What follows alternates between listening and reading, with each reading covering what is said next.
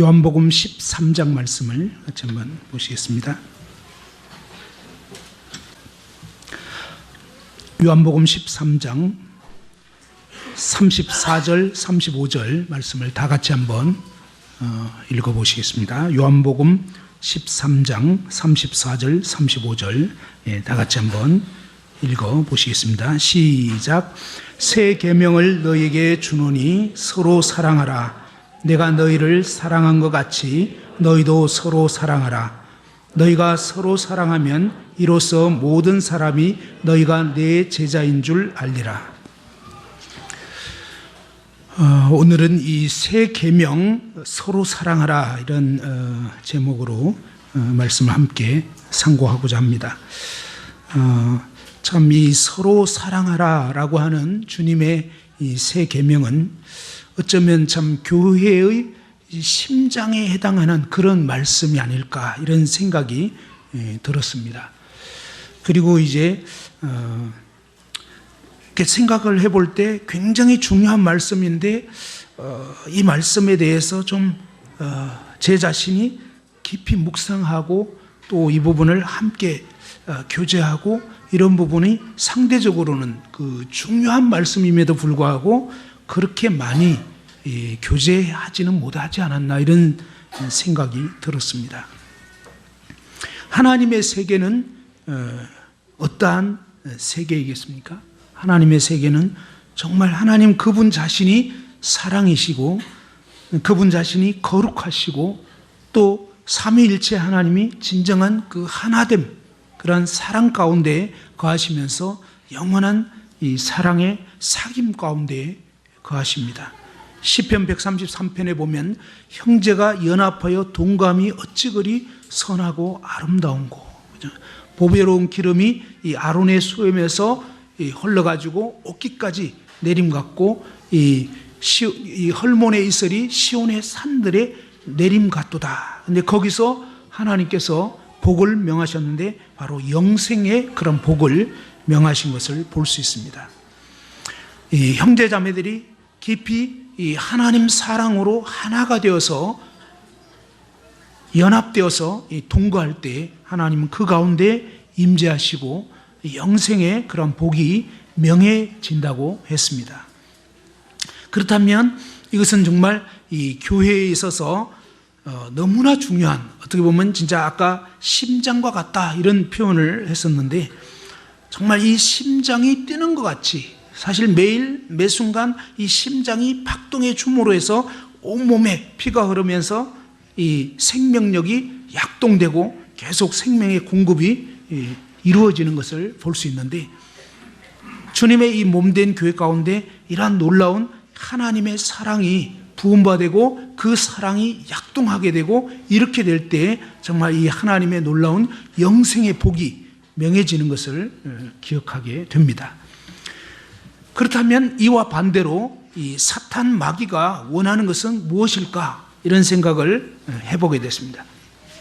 사탄 마귀는 반대로 이런 놀라운 영생의 사귐이 깨어지고 한마디로 범죄케 하고 그 다음에 또 뭡니까? 요한복음 10장 10절에 보면 도둑이 오는 것은 도둑질하고 죽이고 멸망시키려는 것뿐이로되 내가 온 것은 양으로 생명을 얻게 하고 더 풍성히 얻게 하려는 것이라고 하셨는데 이 원수 마귀는 우리의 삶 가운데서 또 교회 가운데서 정말 이 범죄하게 되고 또 어떻게 보면 이 성도들의 마음을 거짓으로 도둑질하고 죽이고 멸망시키려고 하는 이것이 이 사단의 괴계라고 할 수 있겠습니다.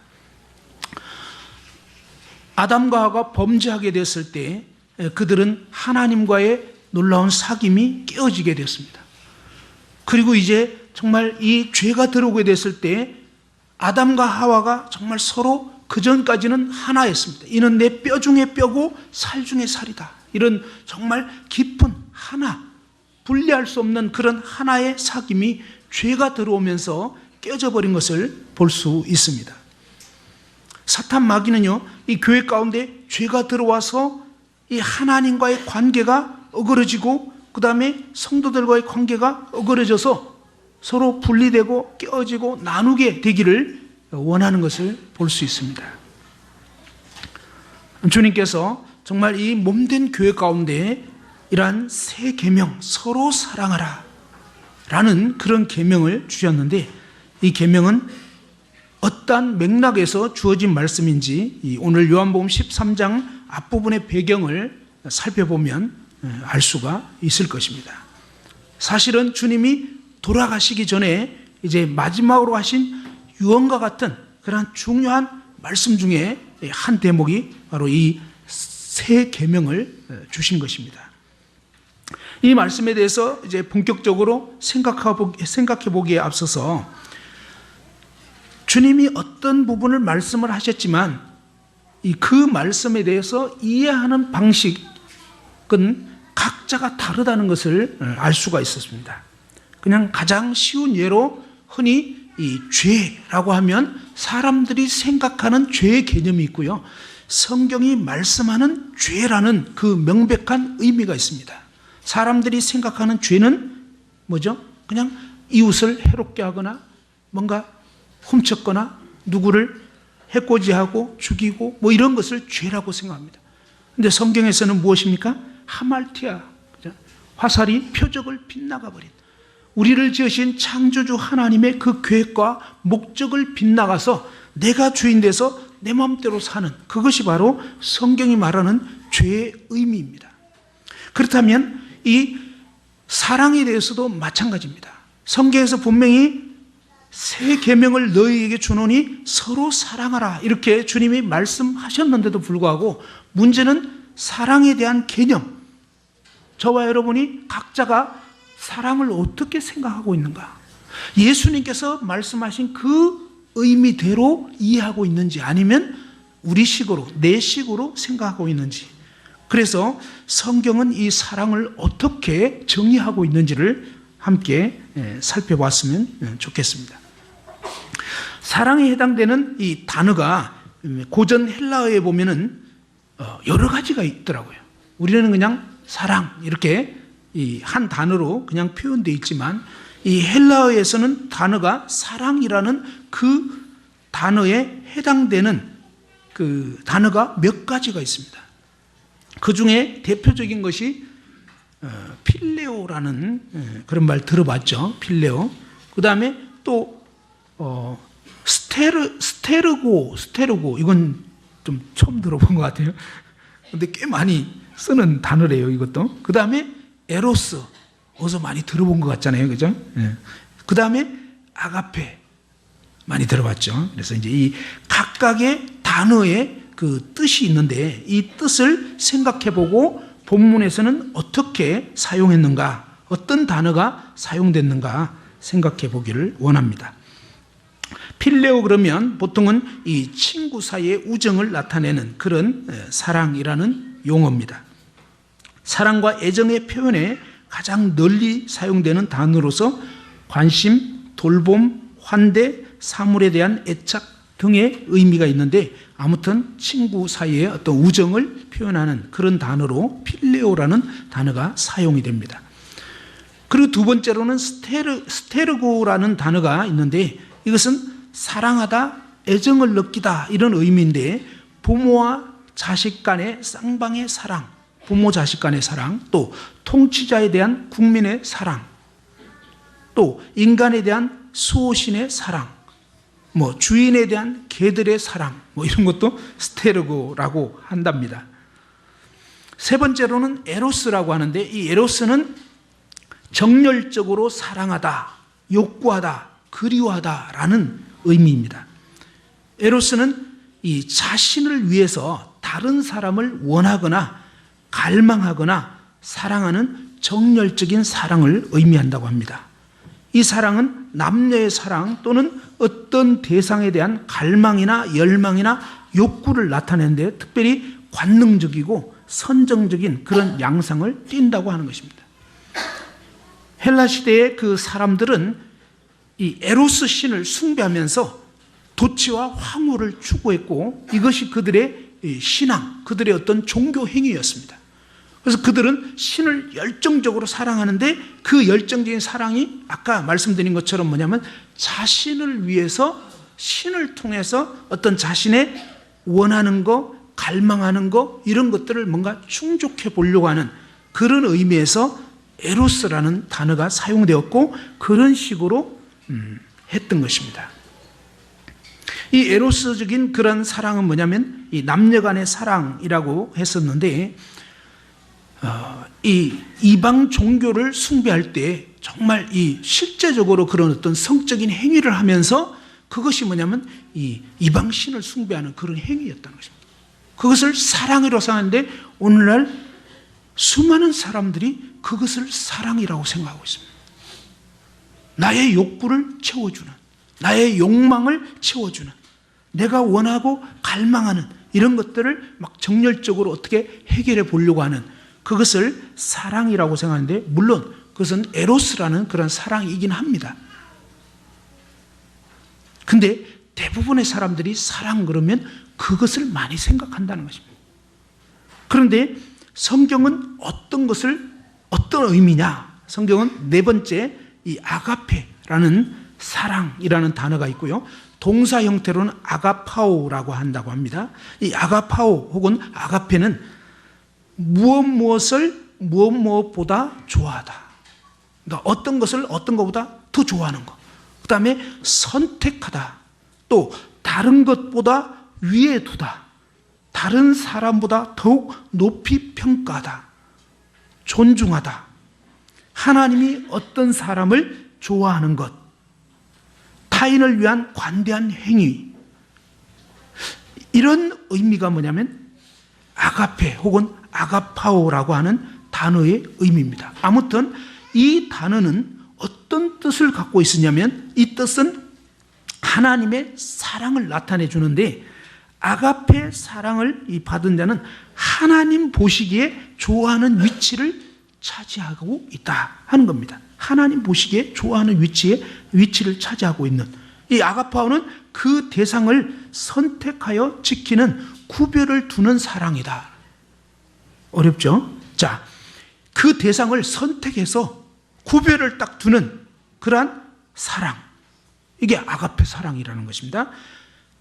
자, 에로스 같은 경우는요, 관능적인 사랑 같은 경우는 대상에 대한 다소 불확정한 충동에 의해서 결정이 되는 거예요. 나는 오늘 사랑에 빠졌어요. 그죠? 갑자기 느닷없이 어떤 여자를 보고 헷갈려 버린 거예요. 그죠? 그래서 이 충동에 이제 빠져버린 거예요. 그러면서 사랑에 빠졌다고 했는데 나중에 그래가지고 열정적으로 사랑한 나머지 결혼을 했어. 근데 몇 년이 지나고 나서 나는 사랑이 식었어요. 그러면서 이제 떠나간다는 거예요. 이게 뭐예요? 서구 사회에서 오늘날 사랑에 대해서 오해하는 개념이라는 것입니다. 이 에로스적인 그런 사랑, 이것을 많은 사람들이 꿈꾸고 그렇게 살아가고 있습니다. 그런데 이 아가페 사랑은 어떠냐면 그 주체에 의해서 자유로이 결정된 결정적인 행동이다.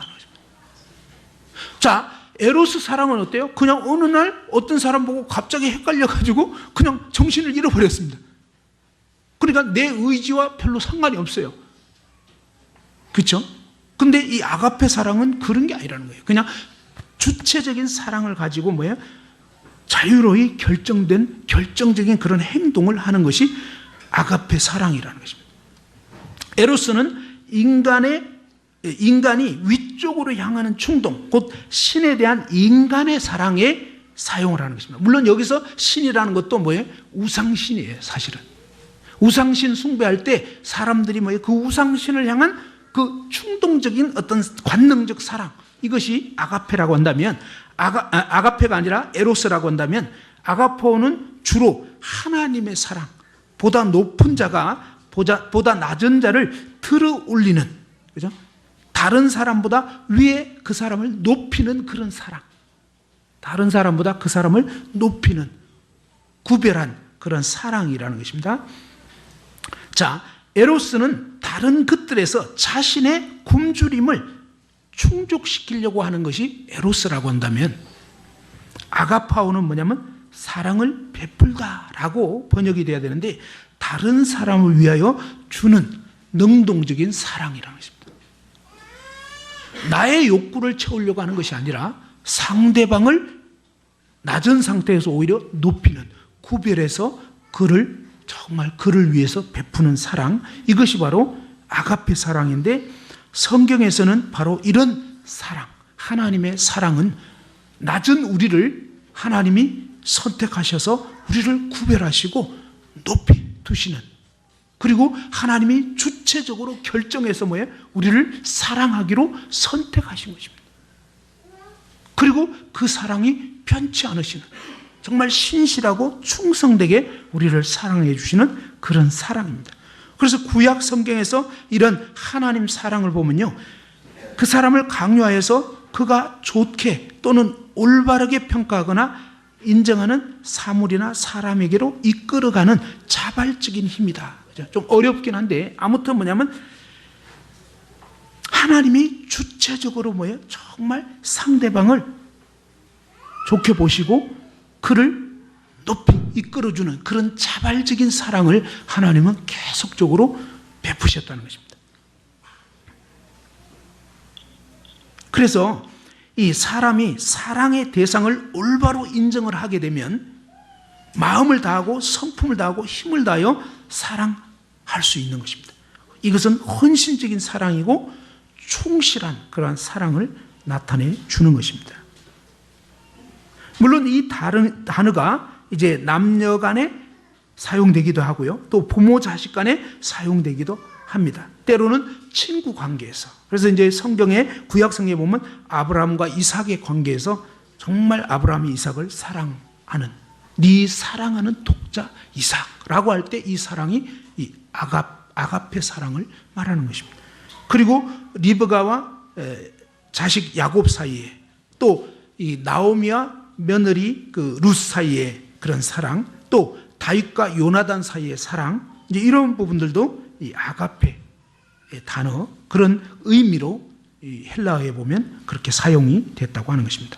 자, 아무튼 이제 사랑에 대한 단어를 살펴봤는데요, 필레오, 그죠? 우정의 어떤 그런 사랑, 그 다음에 이 스테르고라고 하는 부모 자식 간의 사랑, 통치자의 어떤 사랑, 그죠? 이런 사랑의 단어가 있고, 에로스라고 하는 관능적인 남녀 간의 어떤 그런 정열적인 사랑, 이런 부분이 있고, 그 다음에 이 아가페, 아가파오라고 하는 그러한 사랑. 근데 성경에서는 이 신약에서는 이런 아가페, 아고파오 이 단어가 주로 하나님 사랑을 표현할 때 사용이 됐습니다. 사실은 하나님의 어떠함을 인간의 용어로 다 표현할 수는 없습니다. 그런데 어쨌거나 이 헬라어에는 사랑이라는 단어가 이렇게 여러 가지로 구분되어 있고, 그 중에서 하나님은 이 아가파오라고 하는, 아가페라고 하는 이 단어를 사용해서 하나님 사랑을 나타내 주셨고, 요한복음 13장 34절 35절에 예수님께서 서로 사랑하라 라고 할 때 바로 이 아가파오라고 하는 단어를 사용하셨다고 하는 것입니다. 그리고 이제 그 의미를 더 잘 이해할 수 있는 것은 뭐냐면, 실제적으로 이제 이 단어가 어떤 맥락에서 사용됐는가를 보면 훨씬 더 이해하기가 좋을 것입니다. 자, 이제 그렇다면 이 본문으로 돌아가서요, 주님께서 이 말씀을 하신 배경을 한번 살펴보십시다. 요한복음 13장 1절에 보면, 유월절 전에 예수께서 자기가 세상을 떠나 아버지께로 돌아가실 때가 이런 줄 아시고 세상에 있는 자기 사람들을 사랑하시되, 어떻게 사랑하셨다고요? 끝까지 사랑하시니라. 이 유월절은 이제 예수님이 잡히시기 전 마지막 유월절을 의미하는 것입니다. 이제 주님께서 세상을 떠나서 아버지께로 돌아가실 때가 이런 줄 아시고 세상에 있는 자기 사람들을, 그죠? 이 자기 사람들이라는 것은 바로 주님을 믿은, 구원받은 하나님의 자녀들을 의미하는 것입니다. 자기 사람들을 사랑하시되 끝까지 사랑하시니라. 주님께서 내가 너희를 사랑한 것 같이 너희도 서로 사랑하라 했는데, 이 부분에 대해서 제 자신이 더 많이 묵상하기를 원합니다. 주님이 우리를 어떻게 사랑하시는가? 주님이 제자들을 어떻게 사랑하시는가? 그런데 가깝게로는 뭐냐면 바로 이 본문의 내용을 통해서 이제 이 새 계명을 말씀하셨기 때문에 이 맥락에서 우선 가깝게 한번 이해를 해보려고 생각을 해보십시다. 주님은 전지하십니다. 주님이 지금 마지막 유월절을 앞두고 제자들을 사랑하시는데 어떤 식으로 사랑하셨느냐? 아시는 것처럼 이 본문에는 보면요, 제자들과 함께 이제 식사를 하시려고 하는데, 이 유대의 관습에는 이 손님들이 왔을 때 그 주인집의 종들이 손님들의 그런 발을 씻겨준다는 것입니다. 그런데 이날 이곳에서는 종들이 없었던 것 같습니다. 그러면서 누군가가 발을 씻어주긴 해야 되는데 아무도 종이라고 생각하지 않았죠. 우리가 아는 바로는 오히려 서로 누가 크냐, 내가 그래도 너보다는 군번으로 보나 학번으로 보나 여러 가지로 보나 너보다 위야, 빨리 좀 씻어야 되지 않겠어? 라고 서로 눈치를 주고 있는 상황이었는지도 모르겠습니다. 그런데 이런 상황에서 주님께서 정말 겉옷을 벗으시고 대야에 물을 담아서 제자들의 발을 씻기기 시작했습니다. 이것이 주님께서 제자들을 사랑하시되 끝까지 사랑하시는 그 단면을 보여주신 것입니다. 그런데요, 이 제자들이 어떤 사람이냐 생각해 봅시다. 이 제자들이 어떻게 할 사람들이냐? 우리는 많은 순간에 너가 그럴 줄은 몰랐다, 이런, 그죠? 그런 사람인 줄은 몰랐다. 근데 이제 그런 사람인 걸 알고 나면 어떻게 하죠? 대부분은 마음을 접습니다. 그렇지 않습니까? 참 우리의 이 사랑이라는 것은 이 제한적이었던 것을 볼 수 있습니다. 저도 최근에 어떤 지체를 향해서 그런 마음이 있었습니다. 그 지체의 어떤 문제점을 더 심각한 문제까지 알고 났을 때 내 마음에 접었습니다. 좀 더 이상 상대하고 싶지 않은, 이제는 그냥 그만이다, 이런 생각이 들었습니다. 근데요, 주님이 대하신 제자들은 어떤 사람들이었습니까? 이제 잠시 후면 그 중에 수제자는 자신을 3번이나 막판에는 저주까지 하면서 부인할 그 제자 베드로, 그죠? 그리고 또 어떤 사람들이 있습니까? 도마 같은 경우는 주님 부활하시고 나서도 믿지 않고 끝까지 버티다가 물론 막판에는 믿게 되지만 정말 이 의심에 있어서는 아주 최고의 그런 의심 많은 그런 사람으로 꼽히죠. 빌립은 어떻습니까? 빌립은 주님을 옆에 두고도, 주님과 같이 있으면서도 오병이어 기적 때 보면 정말 이 계산적이고 주님은 안중에도 없는, 그죠? 주님을 아예 계산에 넣지 않는, 오로지 자신의 그 생각, 자신의 그 밝은 어떤 그 수학적인 그런 식으로 평생을 살아왔던 이런 사람이었습니다. 가룟 유다는 말할 것도 없죠. 그는 처음부터 끝까지 딴 생각과 딴 목적을 가지고, 또 사실은 이 돈궤에서 계속 돈을 훔쳐가고 있는 이런 사실을 제자들은 몰랐지만 예수님은 다 아셨습니다. 그렇지 않습니까? 그리고 이제 막판에는 자신을 정말 은삼십의 8, 그런 배신자라는 것까지 알고 있었습니다. 야고보와 요한 같은 경우는 우리의 아들이라는 별명을 가졌습니다. 성격이 너무너무 아주 괴팍하다고나 해야 될까요? 예수님께서 예루살렘에 올라가실 때 그 사실을 알고 사마리아 사람들이 거부를 했습니다. 그랬을 때 정말 하늘을 명하여서 번개가 내려가지고 이 사마리아 사람들을 다 죽도록 해버릴까요? 라고 야고보와 요한이 그렇게 표현을 했습니다. 정말 어떻게 보면 성질 고약하고 정말 조금 틀어지면 그대로 막 사람들을 말살시켜버리려고 하는 그런 정말 너무너무 희한한 생각들을 갖고 있었습니다. 베드로는 늘 나서기 좋아했고 사고도 아주 잘 치는, 그죠? 가끔 홈런은 치지만 거의 병살타가 많은,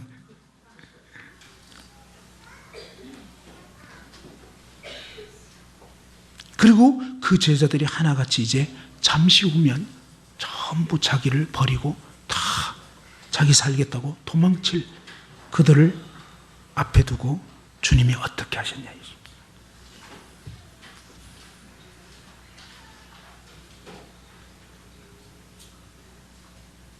주님은 바로 그 세상에 있는 자기 사람들을 사랑하시되 끝까지 사랑하신다. 끝까지. 그리고 그들을 사랑하는 실제적인 모습은 뭐였냐면 자신의 그 권위의 모습을 내려놓으시고 겉옷을 벗고 권위의 위치에서 종의 위치로 내려앉으셔서 수건을 가져다가 허리에 두르시고 그 다음에 이 대야에 물을 담아가지고 제자들의 발을 씻기시는 것을 볼 수 있습니다. 잠시 그런 생각이 들었습니다. 우리 교회 어떤 형제님이 축구를 열심히 하고 나서 예배당에 딱 들어왔는데 발에서 고약한 냄새가 나고 있는데 막 너무너무 막 풍겨. 그러면 우리는 어떻게 하겠는가? 그죠? 또 가끔 그런 사람이 있잖아요. 그럴 때 우리는 대부분, 여러분은 어떻게 하는지 모르겠습니다.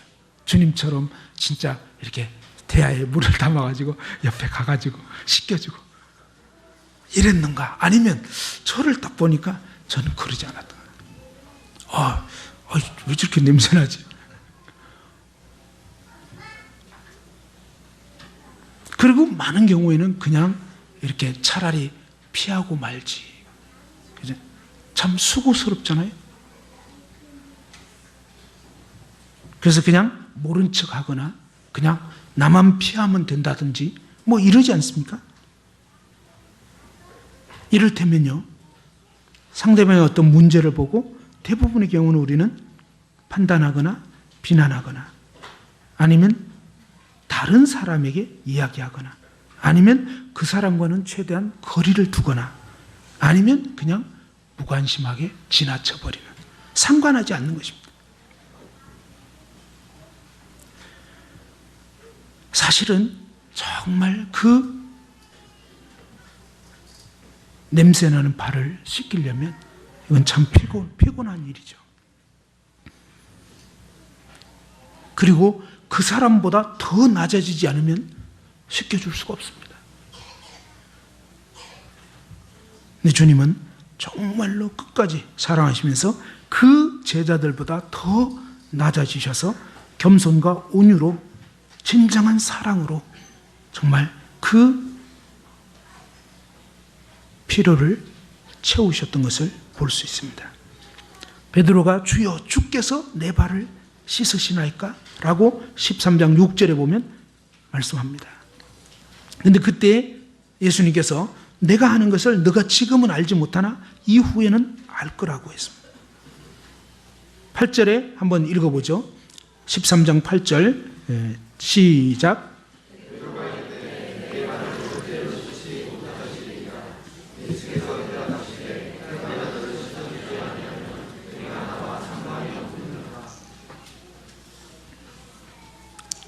베드로는요, 정말 이 주님이 자기 발을 씻기시려고 오신 걸 보고 너무너무 황송스러운 마음이 들었는지 아니면 어떤 마음인지는 잘은 모르겠습니다. 어쨌든 여러 가지 복합적인 그런 마음이 있었을 것인데 어쨌거나 내 발을 절대로 씻지 못하시리다. 다른 말로 하면 내 문제는 내가 알아서 하겠다라고 했는 건지도 모르겠고요. 어쨌든 여러 가지로 이 절대로란 말은 영원히 이런 뜻이에요. 그냥 영원히 절대로 이렇게 표현했습니다. 근데 주님께서는요, 내가 너를 씻어주지 않으면 너는 나와 상관이 없다. 그죠?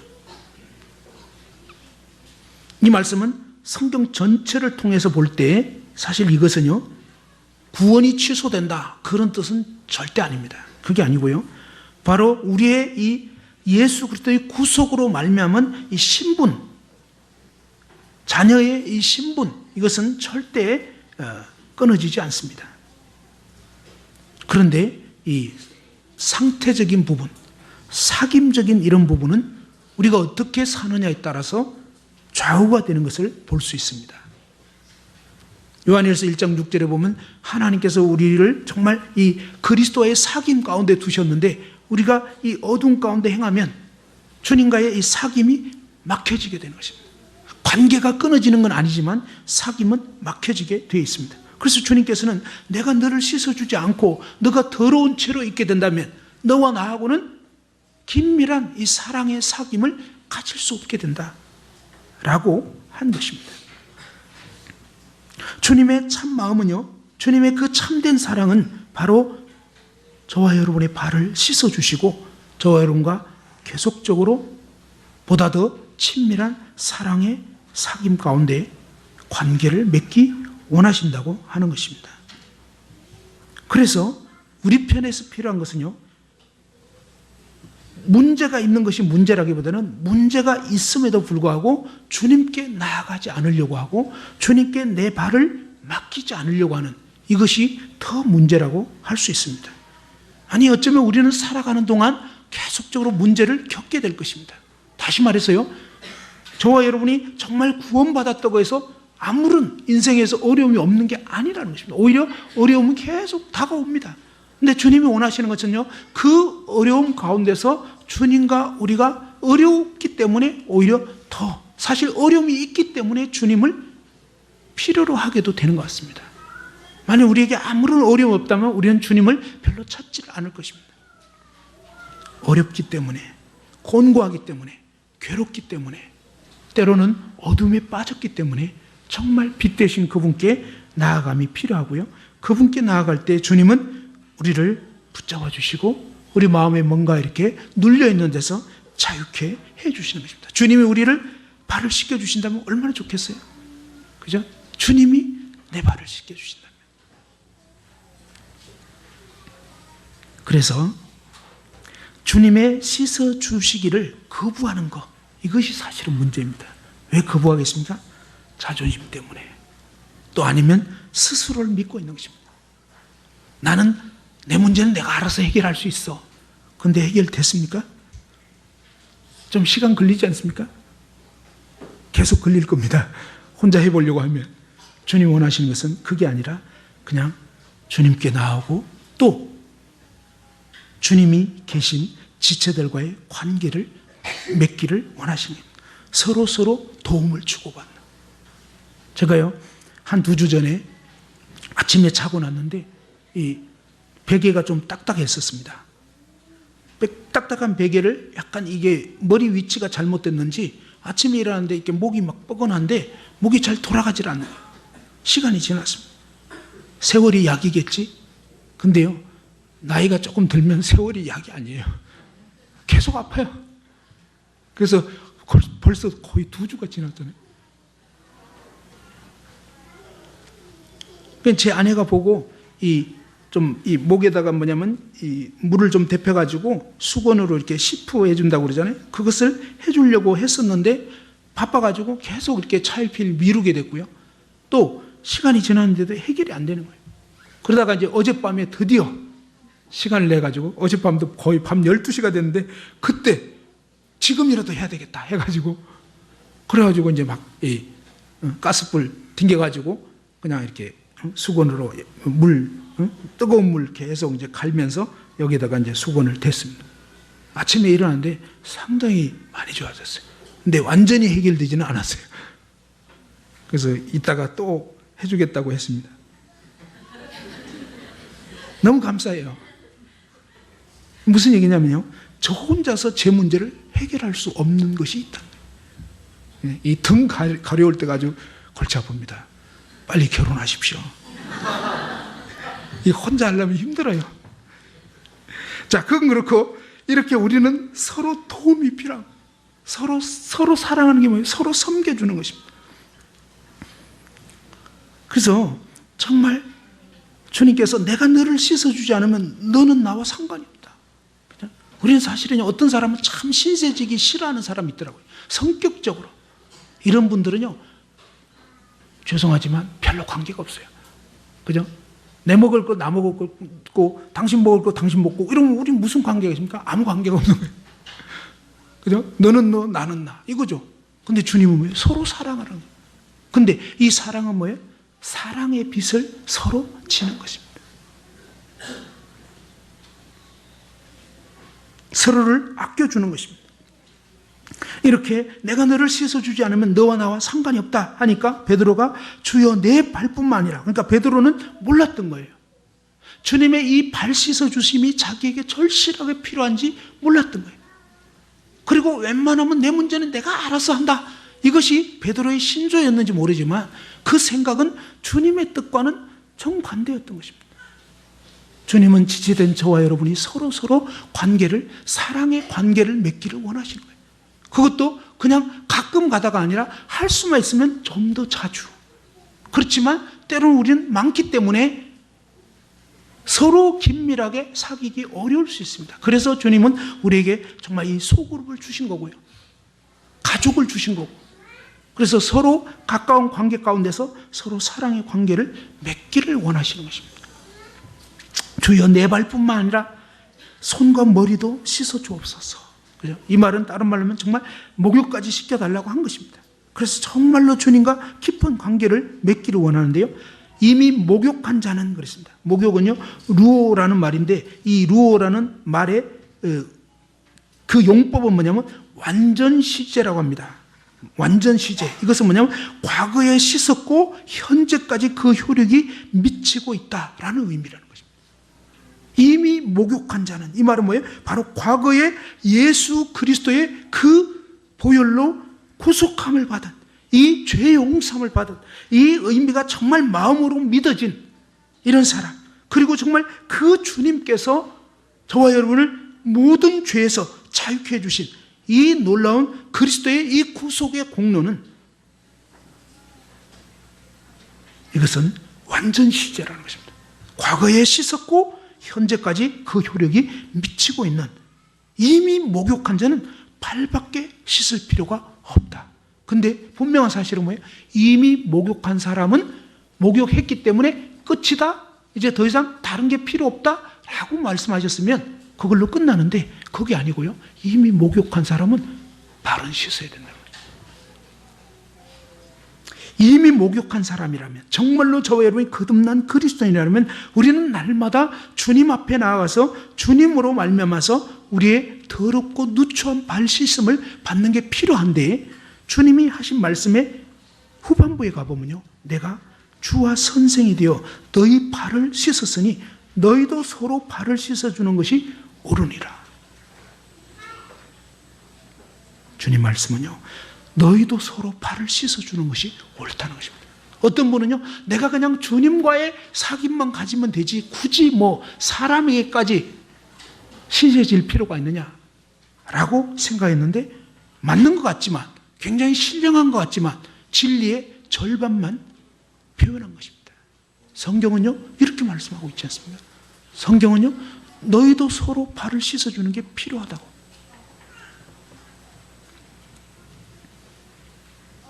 근데 몇 번 씻어주면 좋을까요?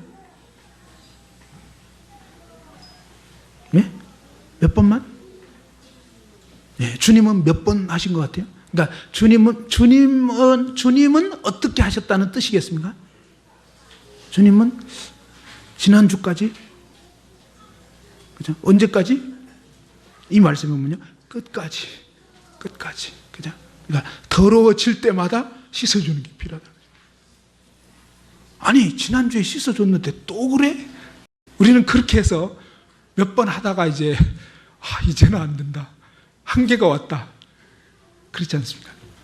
우리 자신의 한계를 나름대로 다 규정하고 제가 그렇게 하고 있었던 것을 보게 됐습니다. 주님께서는요, 내가 너에게 행한 것이 너희도 행하게 하려여 본을 보였다 그랬습니다. 주님은 내가 너에게 행한 것처럼 너희도 그렇게 하라고 본을 보였다고 했습니다. 자, 그러면서 이제 요한복음 13장 34절 한번 보십시다. 한번 34절, 35절 다시 한번 읽어보십시다. 시작.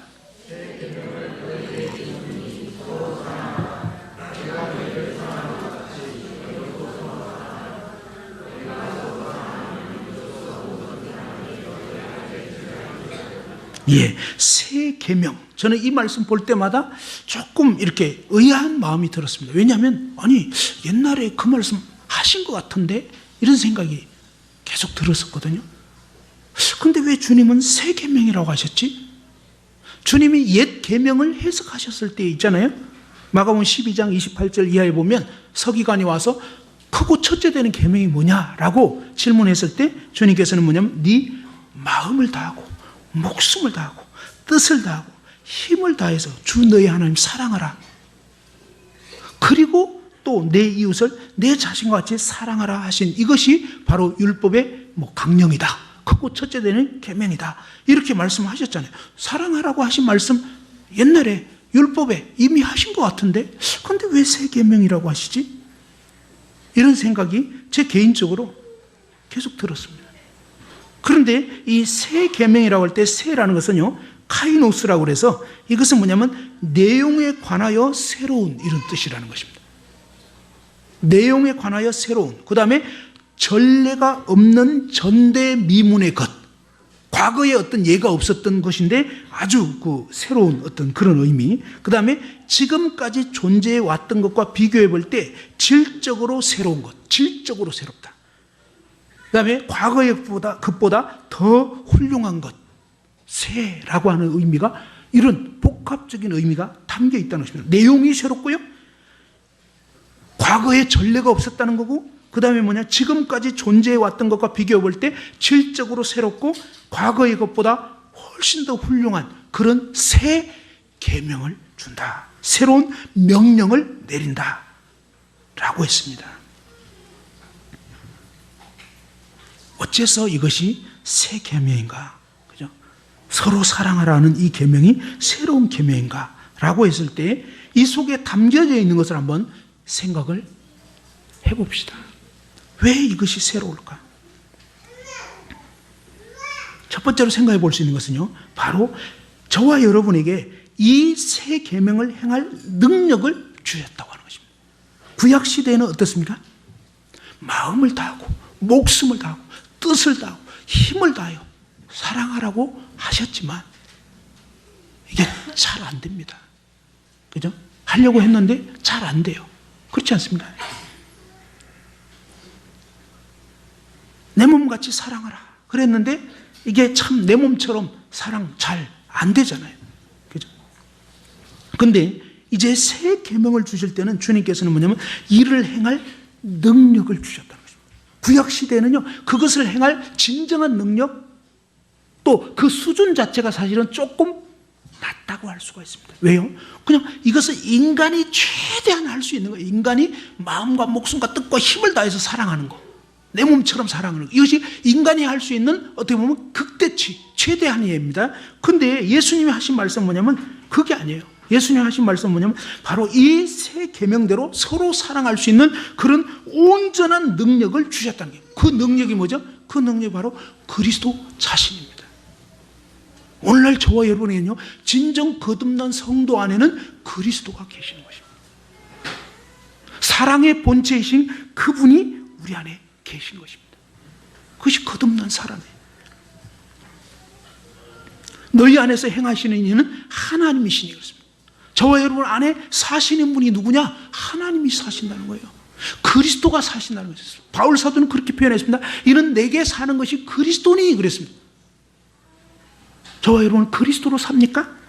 많은 경우에 그리스도로 안 살고 있다는 걸 아셔야 됩니다.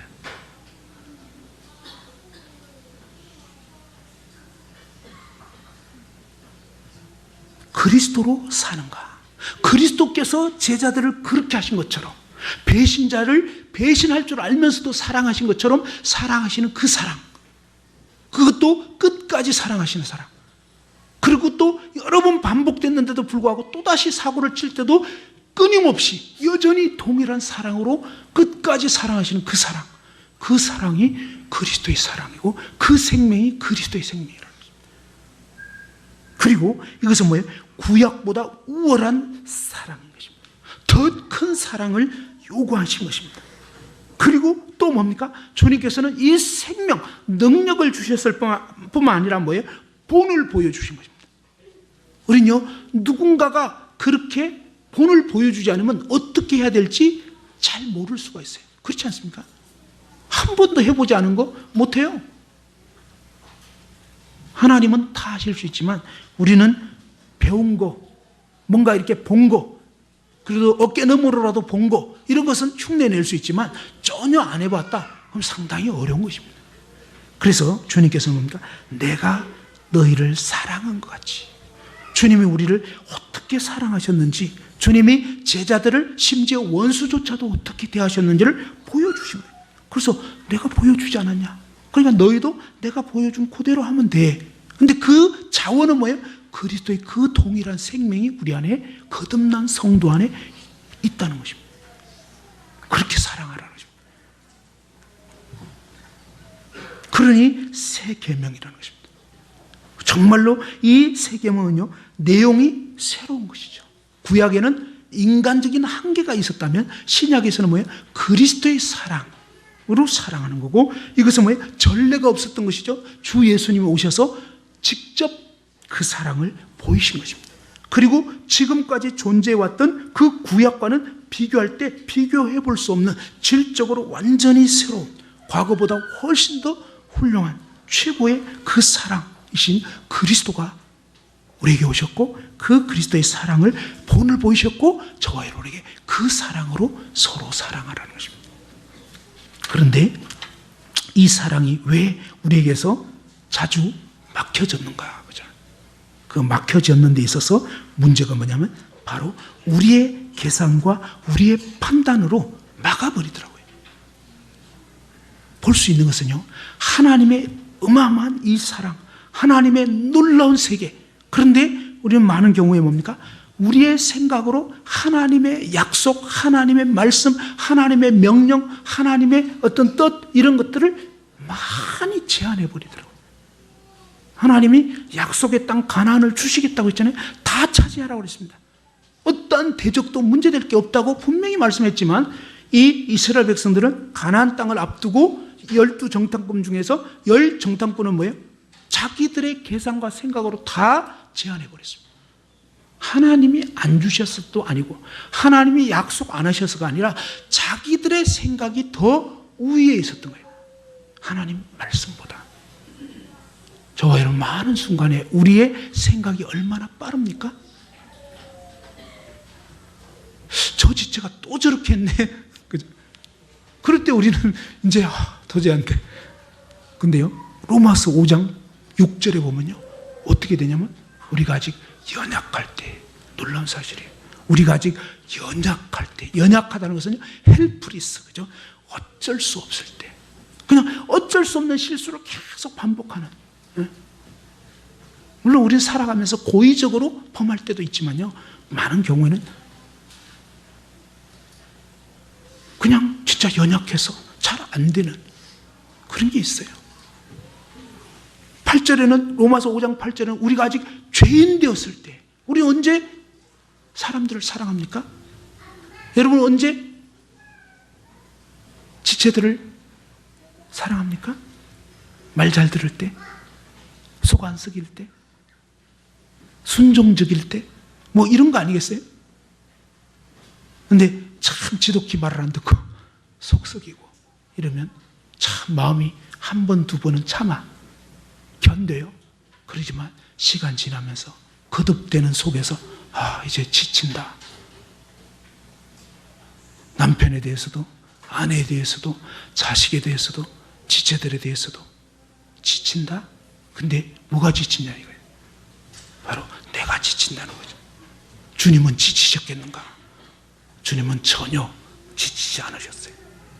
주님의 생명은 무궁무진했지만 저와 여러분이 우리의 가진 잣대로 이미 결론을 내려버렸기 때문에 더 이상 이제 그 한계를 넘어갈 수 없는, 진도가 나갈 수가 없는, 주님은 서로 사랑하라.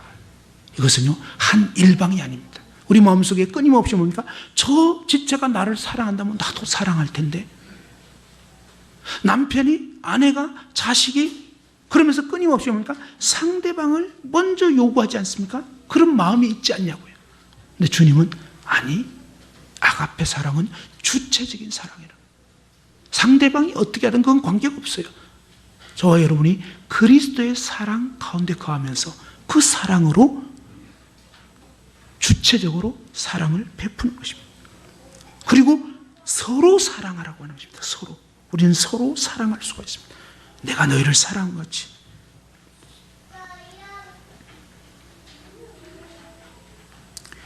세면대에 물이 빠질 때, 물이 잘 안 빠질 때가 가끔 있더라고요. 뭐냐면은 바로 이 아침에 세수를 하고 났는데 물이 헝클이 고여있고 더 이상 내려가지 않아요. 왜 그러죠? 뭔가 이제 중간이 막혀 있는 거예요. 주님의 이 무한한 사랑이 우리에게 정말 풍성히 공급되어서 흘러 넘치기를 원했는데 많은 경우에 뭡니까? 이 머리카락, 막 어떤 그런 불순물 이런 것들이 중간에 막 점점 쌓이더니 결국에 물이 더 이상 잘 빠지지 않는 것처럼 어느새 저와 이런 마음이 싸늘하게 식어져 있고 뭔가 실족되어 있고 뭔가 상처받았고 뭔가 이제 힘들고 뭔가 이제 용서할 수 없고 뭔가 이렇게 어떤 그런 미움들, 판단들 이런 것들이 어느새 그 통로를 가로막고 있는 것처럼 가로막고 있지는 않습니까? 주님께서는 저와 여러분이 바로 그 막힌 담이 주님 앞에 나아가서 주님께 저와 여러분의 그 막힌 것을 내려놓을 때 그분이 어떠냐면 우리를 씻어주시고 우리를 뚫어주시는 것입니다. 그리고 또 서로 간에 그런 막힌 담들이 헐어지기를 원하시는 것입니다.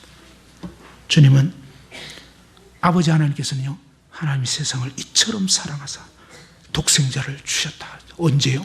바로 세상 사람들이 죄악의 구렁텅이에 빠져 있었을 때, 저와 여러분이 깊은 어둠에 있었을 때 주님 우리를 사랑해 주셨습니다.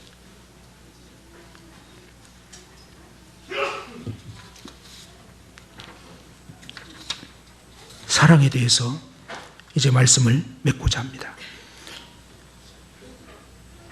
사랑에 대해서 저희들은 참 잘 모르는 것 같습니다.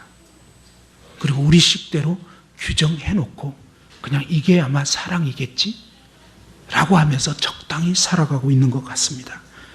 그러나 이제 정말 주님이 하신 이 말씀의 의미를 깊이 새겨보고 깊이 알아가 봤으면 좋겠습니다. 그래서 주님의 그 사랑의 넓이, 정말 온 세상을 포용하는, 어느 누구도 배제하지 않는 그 사람이 거부한 것 외에는 주님은 사실은 모든 사람을 포용하신 거예요. 그 주님의 사랑은 얼마나 긴지, 그죠? 시작도 끝도 없는 그 사랑으로, 무한한 사랑, 영원한 사랑으로 저와 여러분을 사랑하신다. 우리는 때로 내가 이런 깊은 어둠에 빠져 있다면 절대로 이제 주님이 나를 어떻게 해줄 수 없을 것 같은 우리 식의 생각이 있습니다. 그런데 주님께서는요, 가장 깊은 구덩이까지 내려와 주셔서 우리를 그 죄악에서 건져주신 사랑에, 그리고요 우리를 그리스도와 함께 하늘에 앉혀주시는 정말 이해할 수 없는 사랑으로 우리를 사랑하셨는데, 이 사랑을 더 깊이 알아가면 갈수록 우리는 서로를 사랑할 수 있게 되는 것입니다. 물론 여기서 오해하시면 안 됩니다. 어떤 사람은 사랑 그러니까 그냥 무조건 아무렇게나 살아도 괜찮다? 아니에요. 진정한 사랑은요, 주님은 우리의 죄를 단 하나도 용납하시지 않는, 용납하실 수 없는 거룩한 사랑인 것입니다. 이 사랑을 정말 알게 되면 우리는 그의 그 거룩함에 참여하게 되는 것입니다. 그리고 그 거룩한 사랑으로 서로를 아껴주게 되고요. 또 어떤 문제가 생겼을 때는 비난하고 정죄하기보다는 어떤 의미에서는 뭐예요? 기꺼이 그 지체의 연약함과 죄와 허물을 담당하고자 하는, 주님이 그렇게 해주셨기 때문에 우리를 살리신 것처럼 우리도 이제 정말 지체들을 정말로 이를 그리스도의 그 사랑으로 서로를 사랑하는 이 사랑을 더 깊이 알아갔으면 좋겠습니다. 그리고 이 사랑을 이제 말과 혀로만 사랑하지 말고, 그런데 말과 혀로도 사랑해야 되는 것입니다. 그래서 실제로 말로도 사랑을 표현하고, 그 다음에 말뿐만이 아니라 행함과 진실함으로, 그래서 서로를 오래 참고 기다려주고 용납해주고 그 지체의 허물과 죄를 대신 담당해주는 그러한 저희들 모두가 되었으면 좋겠습니다. 이상.